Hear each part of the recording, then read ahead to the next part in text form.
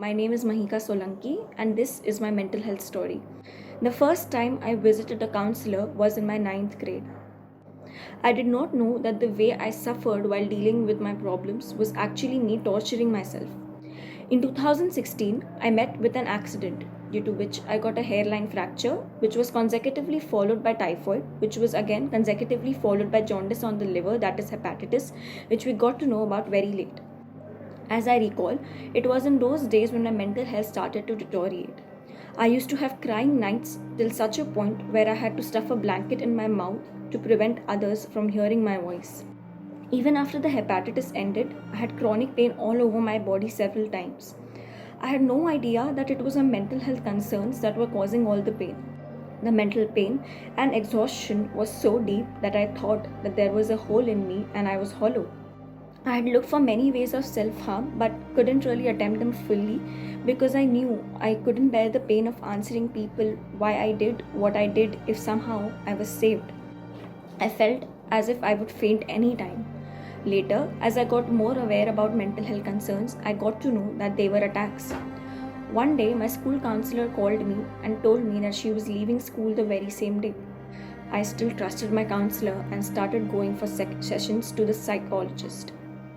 I was diagnosed with somatic syndrome, mixed anxiety, and depressive disorder.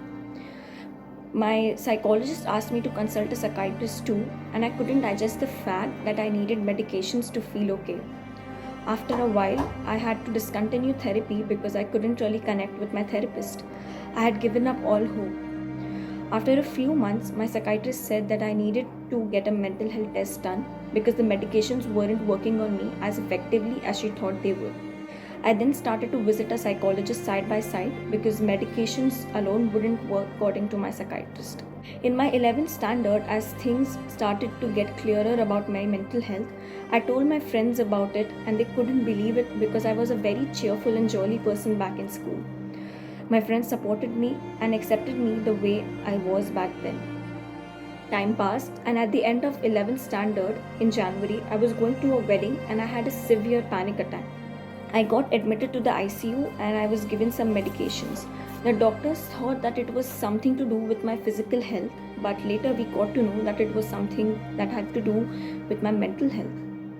Soon, I entered my 12th standard. My mental health had worsened. I just wanted to stay alone because I had become so numb that I did not know what I would tell people about my feelings if I myself wasn't able to understand them. The attendance in my college was compulsory. The authorities did not accept my medical leaves even though I submitted all the medical reports and prescriptions. They did not listen to me when I told them that getting out of bed itself was so tough for me. I faced a lot of stigma during that period. My vice principal literally told me that if I knew I had mental health concerns, I shouldn't have joined college. My depression had worsened. I had anxiety attacks with the thought of going to college the next day. The senior education authorities of the college thought that it was all in my mind, that I needed to be strong and no one understood me. I was drained and uncertain if I would get admission in any other college so late. The fact that your friends are there for you is simply not enough sometimes. And when you face all of this, you need people to check in on you, to tell you that they care, to reassure you that they are here. I had no one but my friend and my mother who had been my really big supporters and walked with me through everything. This was affecting me way too much. I had attacks that lasted for the entire day and I did not understand what was happening. I knew I was at my worst and nothing could go worse than this. In September, I received my leaving certificate from my previous college. It was the only day when I entered the college smiling and I left the college smiling. It felt freeing, quite literally.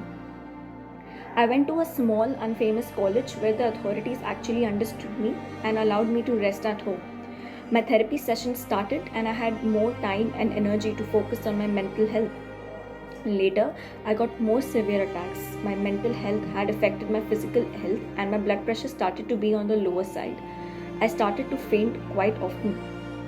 Fast forward now, this is my 4th year of going for therapy.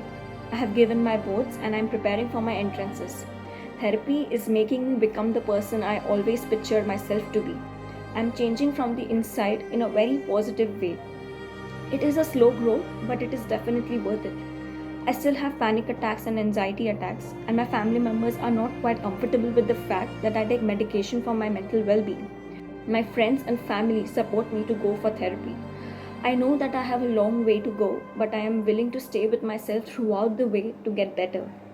I know that I need to take steps for my mental well being. I am working to spread awareness about mental health too, so that more people like me should not suffer and seek the help that they deserve. To everyone out there, it's okay to not be okay. Please seek help. Reaching out does not make you weak. Society will always have something to say, but they won't be there for you when you suffer alone in the darkness, because they don't know how it is as much as you and I do. You are important. You deserve to live as much as anyone. Become your own hero, your own savior. Even if you manage to save your own life and come out of this, it's enough. You are enough. You will come out of this dark hole, and that moment will be fabulous. And that is what that keeps me going on too.